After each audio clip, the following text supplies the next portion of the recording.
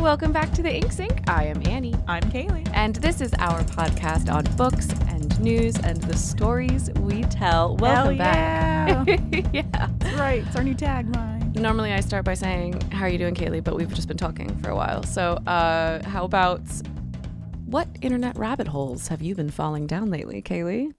I mean, I don't know about internet rabbit holes per se, like normal, but I've been enjoying Agatha all along. I didn't have it on my bingo card, but Disney's confirmed lesbian couple. I didn't know that. Yeah, they've got it's main character. Love. I mean, to be fair, it's Agatha. Sure. So, you know. Evil, but. Yeah, but, well, yeah, probably. I mean, she's definitely not good. Totes. But yeah, so it's pretty cool. So I've just been kind of, diving into that. We had a big reveal in the 4th episode that Alex has just been gnawing at his enclosure to get me up to speed so we could all watch the last one together. And so he's just wants to talk about them. So I like the idea that your husband is in a cage watching Agatha all along and just yelling at you, being like, excuse me, honey, please, could you watch so I can come out and talk to you about this? Yeah, no, basically that's right. We gotta he's crate trained. It's fine. I mean, he's good. Yeah, it's just comical because he genuinely was, because he doesn't like to spoil things for himself. So right, I'm like, it's fine, I'm gonna watch it, and he's like, no, gotta watch it now, and then I could talk to you about it. And I was like, yeah. Oh. And I've just been diving into theory, because obviously it's different from the comics. So sure, it's very curious what they're gonna do with this and have things. I don't want to spoil it for anybody else, just in case. But do you prefer week by week watching, or do you prefer binge watching? I prefer binge watching, which is why I haven't started it yet. I think it depends on what you're the ask. I can't binge watch. I don't typically have, unless it's I got laid up that one time where I wasn't allowed to walk. I remember that. And then I binge watched the entirety of Netflix's catalog for the Great British Baking Show, of course. As well you should. As well I should. I was critical. It was very critical to my recovery, actually, and my mental health during that time. No, I think I have so much going on that I feel bad if I stop doing everything. So it's more of a scheduling thing for you. Yeah. And then separately, it's traditional fandom stuff, if it comes out weekly, then you have time to marinate. The fandom has time to, speculate. You get fan art, you get fanfic, you get discussions, people debating or just chatting or whatever. Whereas you get a really big burst when there's the full release, but it's not as sustained. So you don't have a chance to develop as much of a community, which is not always the case. There are some things like Good Omens that are still going strong. I've found that generally speaking, just across the board, if it's more stretched out, then the fandom itself has a little more time to organically kind of fuse itself together. I like that. There's more community, more participation, because you're all doing an activity together, because you have to wait to the next and you're week speculating together. And I like that. You got time That's to really cute. go back and rewatch and think about the details and all that. I hadn't thought about that, but I do love that aspect as well. That's great. So you said you like binge watching. Tell me about how binge watching comes for you. It's actually a very similar problem, is that I schedule too many things and I don't have a half hour here and there. I don't leave half hour breaks for myself that are television, basically. I have reading, I'll read a book or something, but yeah, if I have some time off, I'm taking a whole day and I am just turning into a vegetable. That's a good idea. And I'll watch whatever. So smart. Great British Baking Show also. I will say, I do remember when you had that surgery and you couldn't walk, and I felt really bad because I was like, oh, I'll just take Kaylee to the mall, completely forgetting that the number one thing you do at a mall is walk. And she's like, okay. She's so game. She's like, yes, I do need to see you, but can we also not stay very long? I'm like, why? It'll be fun. And it was, but... Yeah. And then you're like, we need to go. Hold on. It was on, a great let Barnes me get and my Noble. Crutches. Yeah. Sorry. I always down to go to a bookshop, to be fair. It's not like you, again, I could have said no. You could have. I could have said no, but you were like, there's a bookstore. And I was like, this is one of the few. I'm already there, Annie. Right. One of the few malls around us that still exists. And then one of the probably only malls, I think, that has 2 bookstores in it. Yeah. It's great. 10 out of 10. All right, Kaylee, do you want to jump in? Oh, we have news. We probably sound a little bit different today, listeners. We are in a new studio. Yeah, we have access to an actual studio. Yeah. I just want to be very clear. Annie's studio is great. However, This one comes with soundproofing. Yeah, so for those who probably knew from the horrible sound quality of all of our podcasts up till now, we were working in my home studio, which I had kind of homemade soundproofed. It was all right. But recently, our local library system added a recording studio. So we are now in a recording studio, a real one with real soundproofing. Though I will say, if you ask the audio studio coordinator here, he says it's not perfect yet, but I think he's just being a perfectionist. I think it's a lovely studio so far. Shout out to the Baltimore County Library for doing this. It's awesome. Thank you so much. I guess we're being brought to you by the Baltimore County Library in a literal way. Again, we can't stress enough, like, go to your library if you need if you need something. Like, there's a very good chance that they can help you, even if they don't necessarily have it in their catalog, which, to be fair, like, our library system actually help tools and 3D prints. Yep. They now have installed a recording studio with 4 rooms. Actually, there are 4 studios here. Yeah. So I definitely just support your local library and also engage with them, because there's a very good chance that, like, unexpectedly they can provide enrichment or make your life easier. So, Kaylee, you want to jump into the news? Yeah, let's go. Let's do this. Kaylee, I wanted to start us off with some good news. We haven't recorded in a while, but we have a green and lean news item to start us off. This one is coming to us from Fast Company, which is, I will say, a veiled like PR magazine, but still awesome development. HarperCollins publisher made a small tweak to the way that it prints its books and is now saving thousands of trees by saving thousands of pages as a result. I just want to say that the way that it was approached is exactly like one of the things that we like. It's one of my main like areas that I do in my job. So like, it was cool. Give us the rundown. They did an experiment. It was like, I think 4 months or something. They first off started just examining like the fonts that they had available, like the ones that they used the most, identified the fonts that were like the 15 sort of easiest to read fonts that potentially could reduce the sizing, like sizing wise. And then they took that and then actually went in hard. And it wasn't just like the spacing of the characters that they were concerned about. It was like the I guess the weight of the printing.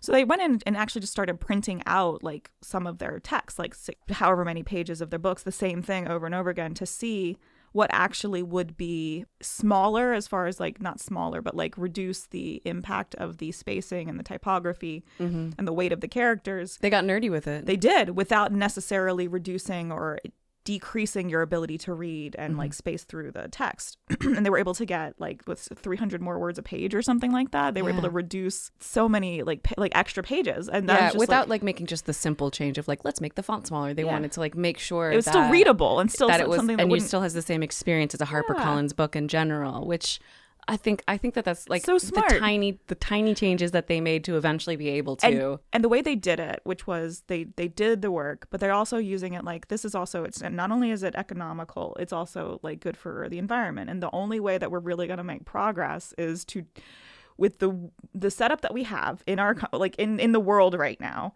that is the only real way that progress is going to be driven large scale, is if you can tie it to something that makes more sense for the people that are cashing the checks, or at least writing the checks. Sorry. Yeah. The shareholder profit problem. But they found a way to make it work, which hell yeah. Thank you all so much. Sometimes it's just a matter of, yes, we should be green. Okay. So how can we do that in an efficient, because like, to be fair, also, if you're just like greenwashing something, right, or you're trying to be green but you go at it in a non-sustainable fashion, then you're just putting a lot of money, time, and burning people's like enjoyment and interest in doing this on something that then falls apart immediately when you're not throwing hundreds of thousands of dollars into it. It needs to be something that's sustainable, like Dollywood. Their whole thing is everything they just sort through and they pull out all the recyclables. There's no only recycle thing. It's just like set up that way. Like, you need to make it make sense, otherwise you're just kind of spitting in the wind. Yeah, I'll reshare that article. We talked about it in a celebration. No, I think it was in a What We're Reading, where I was like being really depressed about the world or something, and then Dolly Parton came up and Kaylee was like, oh well, Dolly Parton's Dolly World is like Dollywood Dollywood, sorry, is like fully green, and like here's how they do it, and it's very cool. I'll reshare that article. That was a really good read. Thank you. Anytime. So yeah, that was a really cool. good find. Yeah, good for you guys. I appreciate you. Hats off. Yeah. And hopefully maybe they'll make their research known to other publishers, and this could be, I mean, even knowing that it's doable is probably helpful, if nothing else. Yeah. So fingers crossed that it is picked up. Moving on, Kaylee, if you have been on the internet in the bookish circles over the past several months, you might have seen this. The New York Times recently published the best books of the century so far, according to top authors. So one of the things that I do love, I have my caption on this one was, the New York Times book review is very good at making lists that seem to have the sole purpose of making people very angry. Not one of them had T. Kingfisher on there, so they're all terrible takes. I will say that one of the things that I loved about this list, so they also released the lists of the people who voted. So it was like they polled like 500 people working in the book industry, authors, marketers, and, you know, readers, and saying, hey, what are your top ones? And then they did some complicated math to like basically like even out those lists and make an actual full list. And they also released the lists of some individual ones. Did you notice in Stephen King's top books, he nominated one of his own books? You know what? I will say this for that man, he's consistent. He's like, exactly Steven. who he is as a person. And you know what? You got to respect the hustle. You must. I did my best, and I'll tell you so myself. I really found it absolutely fascinating, almost more fascinating to see what the individual influencers essentially were looking at.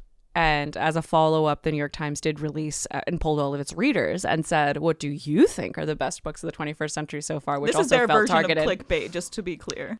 And then they did. And now we're talking about it. Kaylee, what did you think when you saw this? Your comment on it made me laugh. And I was just like, yeah, I mean, yes, it's 100%. Any list that is a total arbitrary opinion-based list is designed to generate discussion, which, you know what, good. People should talk about books and should passionately discuss their favorite books. Like, it's a good way to like get people like, again, sharing things that they love that they didn't see represented. Like T. Kingfisher deserves more recognition. All Authors, 25 spots. Yeah, all of them should have been. Exactly. Yeah. I thought that it was a great idea. Yeah. I will say that I don't know that Stephen King needed another forum to speak on, but you know, good for him. He's a boomer. This is all he has anymore. I will say also, like, if you look at the list, it's the authors are majority white, it's majority American, so like there's a lot of flaws in it. And I did appreciate that the reader one had more kind of just fiction, like fun genre fiction, which I liked a lot.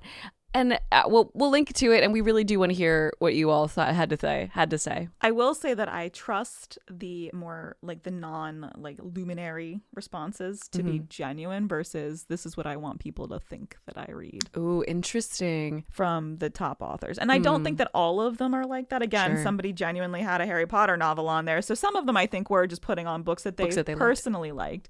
But I do think, especially when you're in an industry where you're supposed to be like a voice of some authority, that you might try to cultivate a particular image. So I'm not. Ooh, interesting. I would be curious if that came in. I hadn't thought about that angle. Like, did the New York Times tell them beforehand that some of their lists would be published? Because I'm sure they had like an opt-out idea. Yeah. Ooh, that's interesting. Yeah, it's another aspect that I hadn't thought of.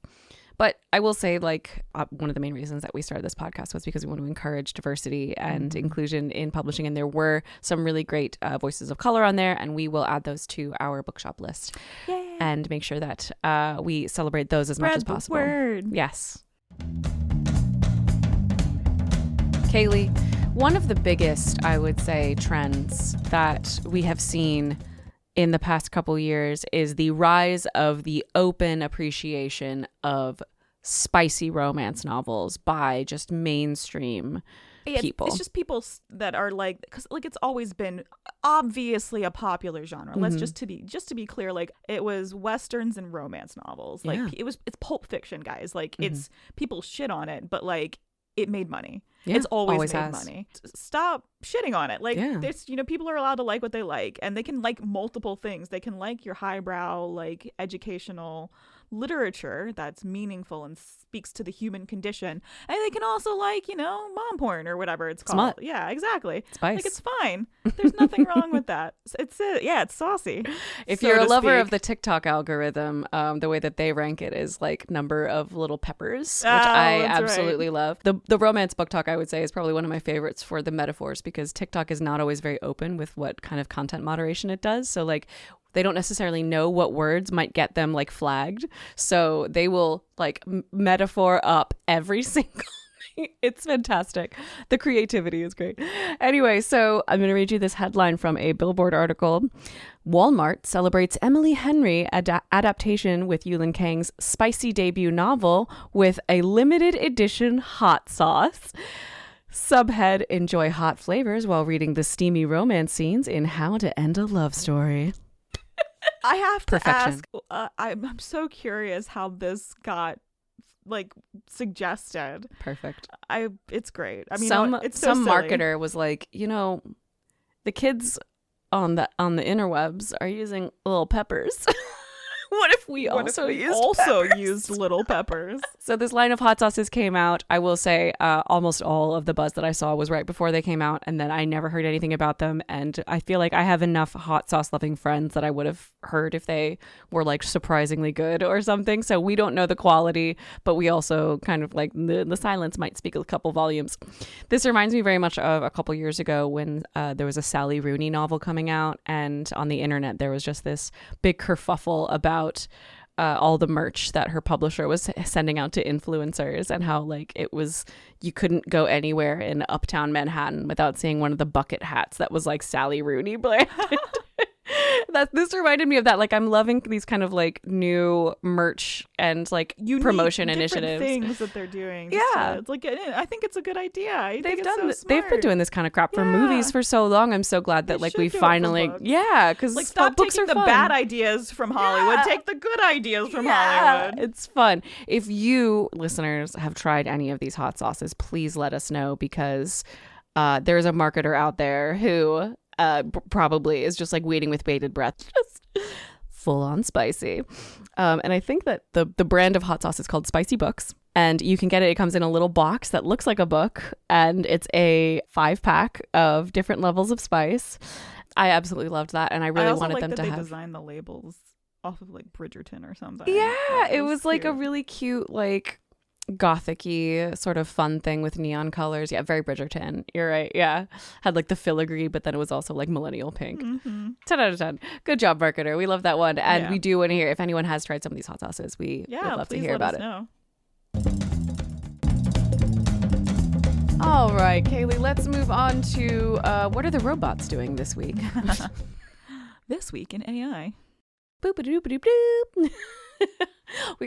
I know that like news organizations, like they'll have like a package of like images and like videos and then like a weird little sound. We need to get one. We need to find somebody to make one for us. The transition, yeah. That's it's like cute. we're talking That's about a good AI now. Boop boop boo.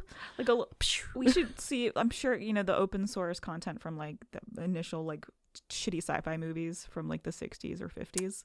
Yes. Like a little robot, like beep boop beep. Yes. Oh, I'll look it up. There's got to be something that's there free must be. Yeah, there's definitely like a whole Pixabay page that I just haven't looked at yet. All right, so I found this from a Morning Brew newsletter, because I really love them, and they are like make really short stories that they fully explain things here. So Kaylee, why don't you tell us what's going on with licensing deals, which is what the robots are trying now to do. So now that companies that are making AI have been slapped on the wrist for stealing content to train their AI, they're like, okay, I guess we should enter into some sort of arrangement where we can all benefit because you caught us. Or bad. So that's what they're trying to do. So a lot of publishers are now entering into actual contracts to license the material that they're publishing to be used for AI training. So they're selling it now instead of just kind of letting it get stolen. Yeah, basically they're just, because it's essentially they're looking at it as that's going to happen. Because it's very clear that people will steal. Yeah. They're going to steal this material. Right. So if there are any good faith actors that would like to provide money for it, this is a way for it to happen. It's just such a like a horrible situation to be in because it's damned if you do, damned if you don't. Yeah. And I don't love the way that it framed this. It was very like rosy, and it didn't feel like it included some of like, it was like, well, it's, you know, if you don't, because you can opt out, but if you do, you're just leaving money on the table. I mean, no, people do have a moral stance against AI. And I mean, it's like, it's not like, it's like free money. No, your stuff's being used. And at the end of the day, like if I wanted to, I could go on to an AI source and be like, write me this paragraph, but put it in the style of XYZ. And if there's enough content of that author, it can simulate that particular author's work. If enough of your content has been consumed for training purposes, you missed my air quotes, but I hope you heard them, then your stuff can be reproduced, like your style, the thing that you've developed over time that makes your writing unique can be reproduced. And I mean, that's like, it's no bueno. Like, it's not fun to think about as an author when you're already fighting the publisher and the sheer volume of content that's available. I didn't like that it tried to frame it in such a glossy way. Yeah, sorry. So the Morning Brew is the Lily a little bit in my opinion. The opinion. Morning Brew is a business newsletter, so their whole like thing is like, it's from the perspective of capitalism essentially. So and they're like, hey, I understand. Everybody's making money. And I agree that yes, this is probably the best thing in the current situation that could be done for people that aren't, or that need to compromise. But it feels bad, bro. Yeah, so OpenAI is now developing a tool to transcribe audio from YouTube videos, and sorry, that one just cracked me up. But Google isn't mad because they're already doing it. Yeah, right, because they already do that. One of the reasons that it is choosing to go the licensing route is because the truth is that the content that is currently available easily has already been scraped and they've already used it. So any ongoing content, they're already done stole it. Yeah, any new content that essentially people will have learned and been like protecting it from AI scraping, they like won't have access to. So they're trying to pay for them. Go ahead. So this is more on the art side because it's the easiest one. It's a lot faster of a microcosm, but like similar to like so it's art and video. So when like video generated like images or not video, AI generated images or video, right? And obviously the AI adapts, but like they're finding new and different ways to screw it over. And so like then the creators are like crying about it. There's also people now that are plagiarizing the AI work and they're going to courts. And they are like, they're stealing our stuff. And the judge is like, are you fucking kidding me? Really? Did you see that? No. Wait, so someone made something and sold it and an AI company was like, that's you ours. Stole our AI output? Are you serious? Yeah, send me that. I want to post that. That's we can include it. We can just cut this out here. But like, I'll find the article again. Yeah, no, I genuinely did laugh. The judge was like, what? Do you fail to see the irony currently? What? Oh man, it was That is mind-boggling. Like the audacity. I love that. So the other side of this story is that there are many companies who are indeed licensing.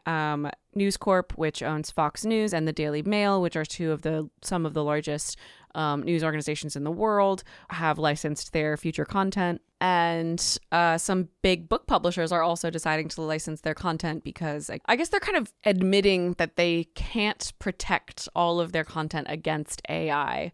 So they are almost as a PR move being like, okay, we'll sell it to you and not make it that much harder for you to get it, I suppose. Deals have been made with OpenAI from several trade publishers and news publishers. I believe Condé Nast also made a deal with OpenAI to give them their work. Google's Gemini is also getting deals with a lot of partners from Google. We're going to talk about some Google issues later, but it's indicative, I think, of this kind of new version of copyright. The main theory is that I was at the Ethics and Publishing conference a couple days ago.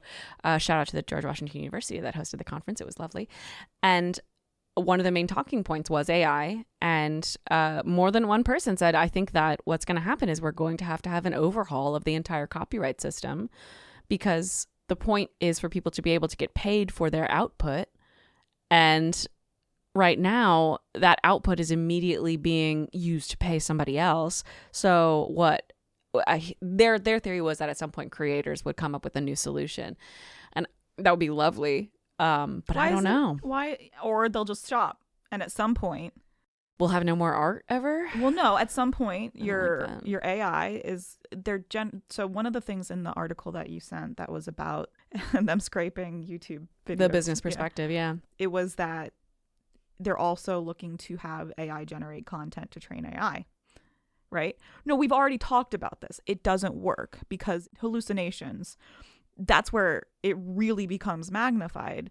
And if you guys remember, this is where essentially like errors are going to be exponentially increased because it's the same error, and then the same error is going to be picked up, and then a new error is going to be introduced that's based off of that error. It's like spiraling. It's like like an algorithm that could solve what's 2 + 2, give it a week, and then it can't do that anymore. Right. So at some point, I mean, maybe we're just going to go back to old school. We're going to go back to the 60s. It's all going to be like handwritten, physically printed. Everybody's got to sign like a little like no take backsies confirmation that you can't distribute it, you can't give it to anybody, but you got to keep your newsletter, your Zine. We're going to go old school Kirk and Spock, Star Trek fan fiction this up. Love it. And that's how we're going to start distributing our shit. It's going to be all underground and stuff. And then your AI is going to be shitty and terrible. What a weird like art dystopia where it's like not that anything isn't working except the artists, and they have to like create a whole new and we're going back. It makes sense that we would go back. We would go back to how it was before the technology happened. Maybe. I don't know. It won't be that bad, just to be clear. This is me being slightly... No. I don't know. Bad. I mean, we don't know what's going to happen either way. But yeah, the companies now have decided that because the content is becoming difficult to get, they're making deals with the content producers. And that is a development because before they were like, we don't need you. We're just scraping it from the internet. And we have essentially we can outweight you because a lot of the time it is big tech and they have a lot of money. And yes, the publishers also have a lot of money. But it's basically a waiting game, and how long they can drag the lawsuits out and whose lawyers charge more. Right. So that's what the robots are up to these days, is making deals with businesses to make more robots. Boop, beep, boop. Sad boop noises. Sad boop noises.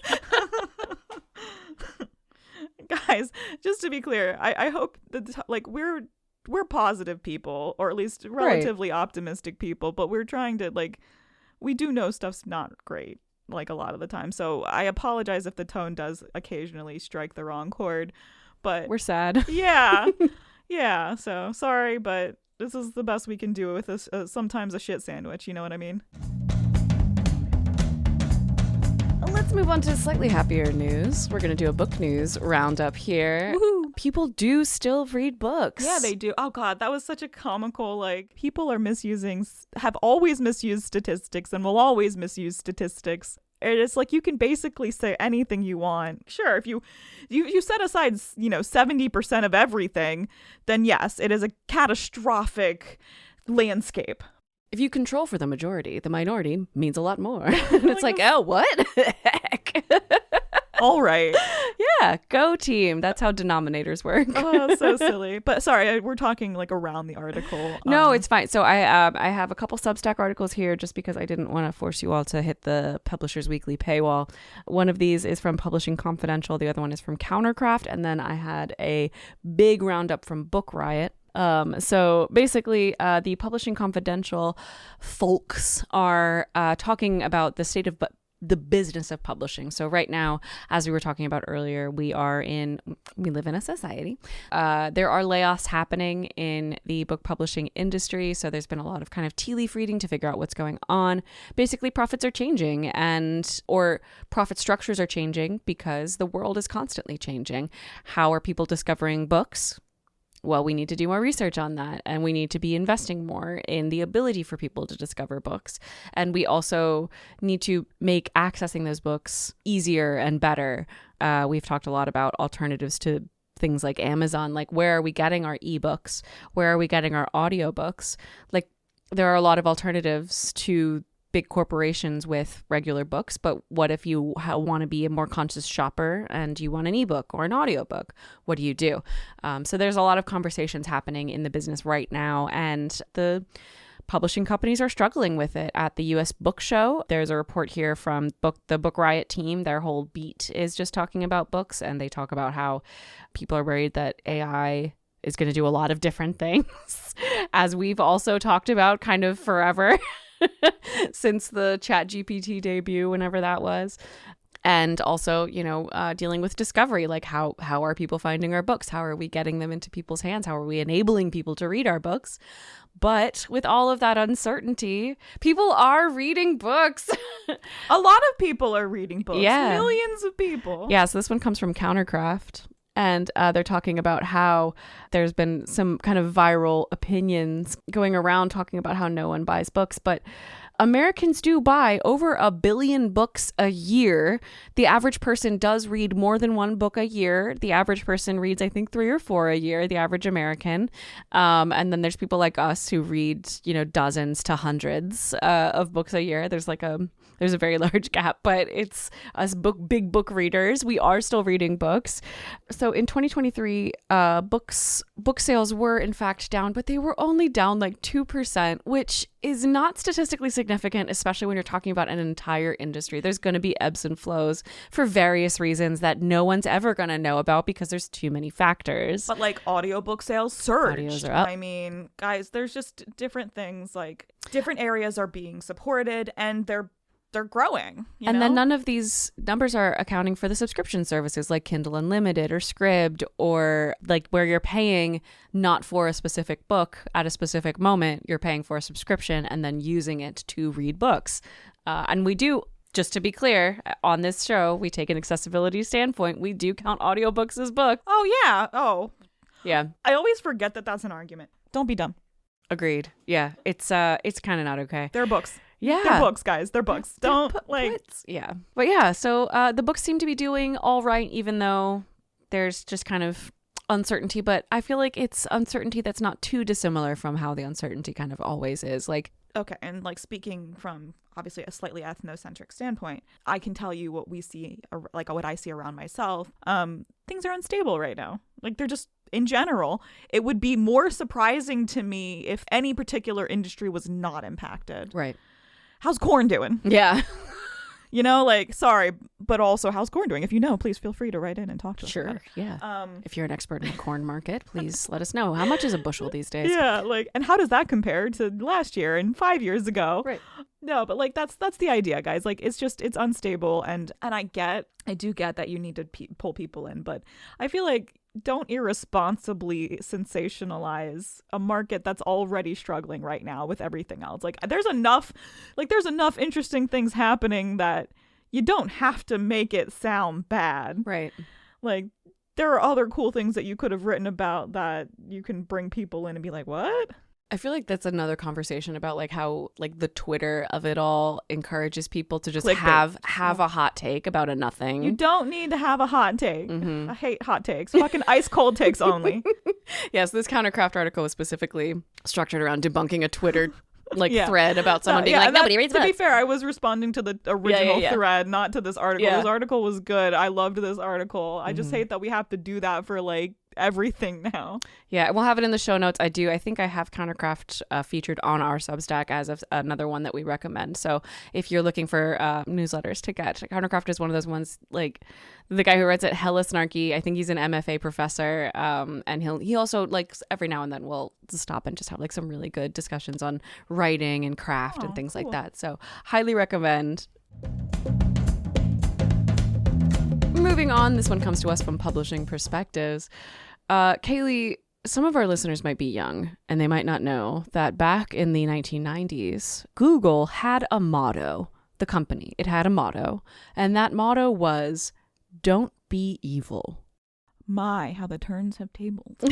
I think they got rid of it in the mid 2000s. I remember reading about it a lot. I think I was back in undergrad, so it was a while ago. But also, oh my God, Kaylee, why don't you tell us what this specific article was about? So publishers are having to sue Google over running ads for pirated novels or books. But like, what? This is what happens when you let AI vet your shit. Mm-hmm. AI is like, oh, yeah, you're my buddy and lets the other AI in, which you don't give a shit about. You've already built in loopholes and whitelisted pirates because you're doing it. Mm-hmm. It's just infuriating. Then people have to sue them, and like Google's dragging it out. Again, it's a matter of whose lawyers can charge more while this is being dragged out. Yeah, so like basically someone would go and search for a book and then get an ad for a pirated version of that book, and Google's refusing to stop that. It's bizarre. It's so bizarre. Guys, I there's so many things I want to say right now. I can't just Google's the worst. One of the things that this article also frames is it talks about how Google also will ban like legitimate books for violating its terms and conditions. So the publishers are like in this really weird situation where their legitimate books are being banned, but the pirated books are being defended by Google. And they're just like, how is this happening? Do you remember the whole "don't be evil" thing? Somebody should like, just. what are you talking about? Not Google? advocating actual crime, but also if somebody wanted to just start burning down the buildings with some of these servers. Yeah, just conceptually, the whole thing was kind of infuriating to read. And I'm not like actually saying that this is a sign that Google is evil, but it is certainly a sign that Google does not care. And the fact that somebody let this get this far, Mm-hmm. I don't understand. Like, was this just kind of hand waved through? Like, no, this is our policy. It's golden. I just genuinely don't know. Like, this is just such bad optics. Mm-hmm. Like, the number 1 and 2 ad markets right now are Google and Facebook. And if you aren't on either of those, you have to be on something. And if that's number 1 and 2, I don't know. Like, but then how are they platforming it? Like, where is it going? You know, like if Google keeps threatening to deprioritize sites with cookies, and cookies are the only way that people know where people are to advertise to them. So they can't use that. What are they going to use? It's like Google created this whole system, and now a bunch of advertisers are stuck in it because the internet no one intentionally created the internet this way. But once Google created the system and then it pervaded throughout the internet, it became the only way. It's like this is the ubiquitous way for advertising. And the only way that people are going to know that a book's coming out is if you put an ad and like, hey, we have a new book coming out. So it's Maybe very we silly. Start running ads for books in front of movies. I would love that. I think that'd be a good idea. I think that there more is radio spaces, more like audio source spaces for other books. Yeah. I've started hearing more ads for books and stuff through Spotify. I don't know. It sucks. It sucks so hard. And how stupid. Obviously it's illegal. Obviously it's legal. You dumb shits. Pull it down. What the fuck are you doing? Yeah, right. You can't advertise stolen content. That's illegal. That's factually just you absolute that's against morons. the law. That's a federal offense. I don't know if it's a federal offense. Either way, it seems like a felony. It should be. It feels like it. In my heart. So they're going to take the settlement. It will ultimately. It's just how far it gets dragged out, almost certainly. But like, I hope it burns. Kaylee is setting fire today. It is infuriating. It is infuriating. Well, we only have a couple minutes left, so I don't think that we can go all the way into what we're reading today. But let's end on some good news. If nothing else, let's get to some celebrations. All right, so now for our favorite news section. We are celebrating women and minorities, killing it in publishing. Kaylee, what are we celebrating today? So this article from New York Times is discussing the rise of indie bookstores in their local communities and how they have become sort of little anchor points and community spaces. And this all started basically during the pandemic, or just as the pandemic ended, and how like this has sort of given rise to these spaces and to like worker owned and minority owned bookstores that are becoming sort of critical support structures for at-risk communities and people that just genuinely need that support. Genuine community spaces, like they're providing free services, they're helping distribute food. Like it's fascinating and so moving and very heartwarming. So I think that's such a cool, wonderful movement, and I hope that it's going to continue. It's been reminding me of that conversation that I feel like has been in the zeitgeist for a while about the lack of third spaces. Like we have home, we have work, and we don't, as Americans, really have another place that we can go, like a third space where we can gather and live. And we've talked all the time about how like we feel like libraries are very much trying to fill that niche. And I love to see more people trying to fill that niche. Like, especially people want community. Places that have books. Yes. Yeah. You can read a book. Kaylee, do you have a Kaylee coda for us today? Hey, don't be evil. Thank you for listening to the Catch Ink my Stink. side eye, Google. Thank you for listening to the Ink Sink. I'm still Annie. That's still Kaylee. And you can find us wherever you find your podcasts. We are also on YouTube and on Substack. And we really appreciate all of you listening and supporting us. Thank you so much. And please feel free to argue with me vehemently in the comments. I love it when Annie reads them back to me. And sometimes I'm wrong, and it's great. And I feel I learn things, and sometimes it just makes me laugh. No, absolutely. I do read Kaylee all of the comments on the things that she can't see. We only have a couple platforms that Kaylee even can see what you all are saying. But Kaylee, we do have the capability of polls in Spotify, and we also have comments on most of our other things. What do you want to poll today? What do you want to hear from our listeners? Our next bookshop list: fiction or nonfiction? Yes, let us know on Spotify. You can just scroll down under the episode and hit the poll section. If you are listening to this anywhere else, just comment. Probably, I think you can. You can comment on almost any platform. So let us know, fiction or nonfiction, and we will make you a nice little list just for our little listeners. Thank you for listening. Thanks.